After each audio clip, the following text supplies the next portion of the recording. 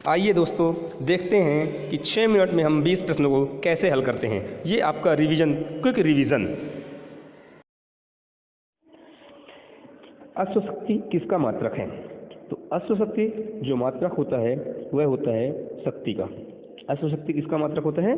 शक्ति का, जिसको अपन बोलते हैं 1 HP। 1 HP means 1 horse power is equal to होता है 746 वाट। 746 वाट। जो ऊर्जा होता है, ऊर्जा का मात्रक क्या होता है? ऊर्जा का मात्रक होता है जूल। त्वरण का मात्रक होता है मीटर प्रति सेकंड स्क्वायर। बल का मात्रक होता है न्यूटन। बल का मात्रक क्या होता है? न्यूटन। इस प्रकार से अश्वशक्ति किसका मात्रक है? तो अश्वशक्ति शक्ति का मात्रक है, जिसकी वैल्यू कितनी होती है? 1 HP बराबर होता है 746 वाट। प्रतिरोध का मात्रक है, तो प्रतिरोध का मात्रक क्या है? प्रतिरोध का मात्रक होता है ओम। ओम जो होता है प्रतिरोध का मात्रक होता है, जिसको हम किस तरीके से डिनोट करते हैं? इस तरीके से, इसे ओमेगा भी कहते हैं। जो ओम मीटर है, ओम मीटर किसका मात्रक होता है? ये प्रतिरोधकता का मात्रक होता है। न्यूटन जो है ये किसका मात्रक होता है? बल का ऐसा ही मात्रक होता है न्यूटन। ओम मीटर प्रतिरोधकता का मात्रक, और शक्ति का मात्रक जो होता है वह होता है वाट। इस प्रकार से प्रतिरोध का मात्रक ओम।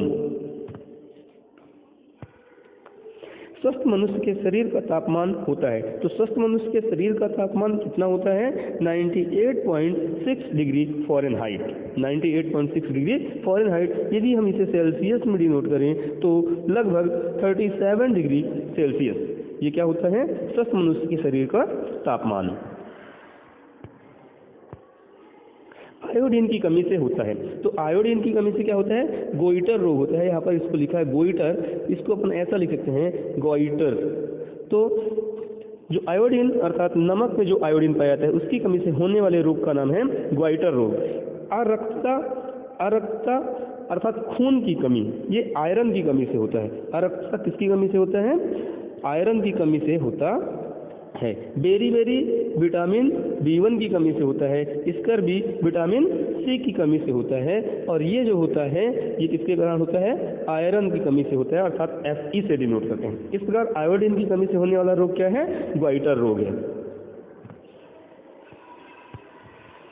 कैंसर के उपचार में प्रयोग होता है, तो कैंसर के उपचार में कौन सी किरणें प्रयोग होती हैं? गामा किरणें जो होती हैं, इसे कैंसर के उपचार में प्रयोग किया जाता है। अर्थात जहाँ पर शरीर में किसी टिश्यू को नष्ट करना होता है वहाँ पर गामा किरणें भेजी जाती हैं, जिससे हमारी टिश्यू नष्ट हो जाती हैं। उसको अपन क्या बोलते हैं? गामा किरणें। जो परावैंगनिक किरणें होती हैं, परावैंगनिक किरणें तो सूर्य से आती है, जो कि इंसान या किसी भी जीव के शरीर के लिए बहुत ही हानिकारक होता है।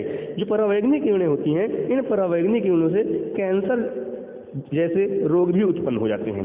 परावैंगनिक किरणों को रोकता कौन है? तो हमारे वायुमंडल में जो ओजोन है, ओजोन परत, ये जो ओजोन परत है यह वायुमंडल के समताप मंडल में पाया जाता है, जो कि परावैंगनिक किरणों को अवशोषित कर लेता है और पृथ्वी पर पाए जाने वाले जीवधारियों की रक्षा करता है। पहला क्वेश्चन है आपके पास, अंतर्राष्ट्रीय ओजोन दिवस मनाया जाता है, तो अंतर्राष्ट्रीय ओजोन दिवस कब मनाया जाता है? 16 सितंबर को मनाया जाता है। ट्रांजिस्टर बनाने के लिए सर्वाधिक प्रयुक्त पदार्थ सिलिकॉन। जल जनित रोग, तो जल जनित रोग कौन है? हैजा। गौतम बुद्ध ने अपना प्रथम उपदेश कहाँ दिया? तो सारनाथ में दिया। राम गोविंद के रचनाकार कौन है? तो मीराबाई। ओजोन छिद्र के लिए उत्तरदायी कौन? CFC gas. और कांग्रेस ने पूर्ण स्वराज्य की घोषणा सबसे पहले कहाँ की थी? तो लाहौर में की थी।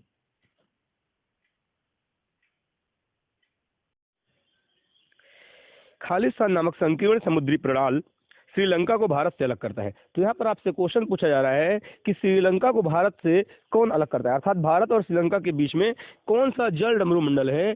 तो यहाँ पर देखिए तीसरा नंबर इसका आंसर होगा पाक जल डमरू मंडल। तो भारत और श्रीलंका को किससे अलग होते हैं? पाक जल डमरू मंडल के द्वारा। भारत का सर्वोच्च कानून अधिकारी कौन होता है? तो कानून का सबसे उच्चतम अधिकारी कौन होता है? भारत का अटॉर्नी, जिसको अपन बोलते हैं अटॉर्नी जनरल ऑफ इंडिया, ये कहलाता है भारत का अटॉर्नी जनरल। ये सबसे उच्च अधिकारी होता है किसके लिए? कानून जानने वाला। कौन सा नदी छोटा नागपुर के पठार से होकर के बहती है? तो जो दामोदर नदी है, दामोदर नदी कहाँ से होकर के बहती है? छोटा नागपुर के पठार से होते हुए बहती है। प्रधानमंत्री रोजगार योजना PMRY, प्रधानमंत्री रोजगार योजना की शुरुआत कब हुई? तो सन 1993 में प्रधानमंत्री ग्राम रोजगार योजना की शुरुआत हुई।